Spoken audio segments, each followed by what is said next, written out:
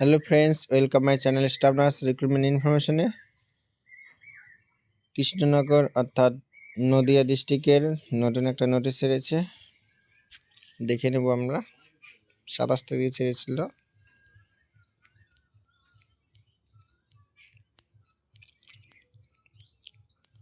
Staff nurse USWC selected হয়েছে, application ID এগুলো দিয়েছে। শুধু স্টাফ নার্স NSC আন্ডারে কে সিলেক্টেড হয়েছে এগুলো দিয়েছে।